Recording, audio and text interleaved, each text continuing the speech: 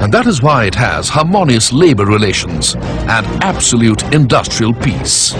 Gujarat is the leading investment destination in India. Its strong fundamentals drive its growth, and the same fundamentals attract investors to Gujarat.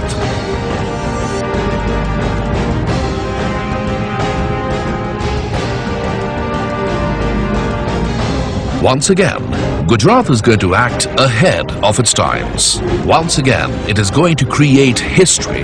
It is going to create the Special Investment Regions, or the SIRs, that will reshape India's industrial and economic face. It is going to set up the Dholera Special Investment Region. This very first SIR showcases the global vision and the big dream of Gujarat's Chief Minister, Shri Narendra Modi.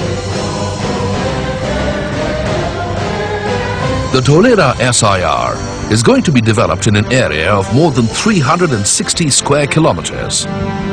It will be developed as a global hub of economic activity, supported by world-class infrastructure, premium civic amenities, and centers of excellence.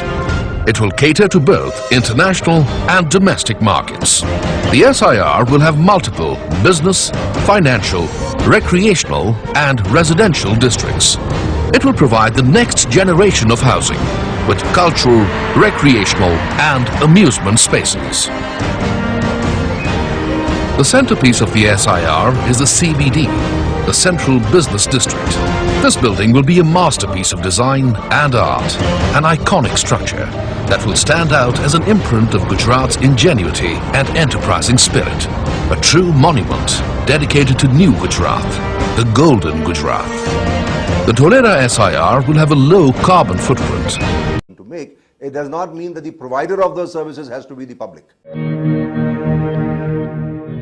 Kant is aware of the situation, and perhaps that is why the DMIC has sought around 18,500 crore rupees to build the trunk infrastructure. Like drainage, water supply and public transport. One must realize that there is a very important component of the trunk infrastructure. If you don't have good drainage, if you don't have good sewage, if you don't crack the trunk infrastructure, which is commercially not viable, the other component of the private-public partnership will not happen. So the trunk infrastructure, to our mind, is the key, and that is where the government needs to step in. New cities, over a 30-year period, are very commercially viable. They take a longer period. They take 13 years, 14 years to break even. But once they break even, then they generate a lot of resources. And from that 13th year to the 30th year, they in fact generate so much of resources that you can make many more cities. But the key challenge here is that you should be able to monetize land value. That is the key challenge. Monetizing land value is not the only challenge. In fact, the list of challenges is a rather long one. From land acquisition to financing to governance. When we come back, we'll see at what the road ahead for DMIC looks like. Braj Binani Group and Bloomberg UTV present Building India.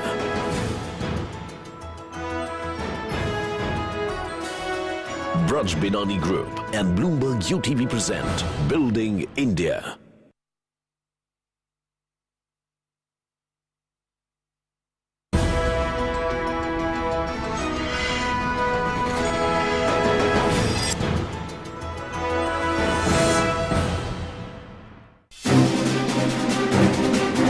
That is how the future cities of a country would look like. If the projections by the DMIC project are anything to go by. It is perhaps the most ambitious project since independence. From building mega industrial zones to building mega cities. The DMIC wants to give the country a complete facelift.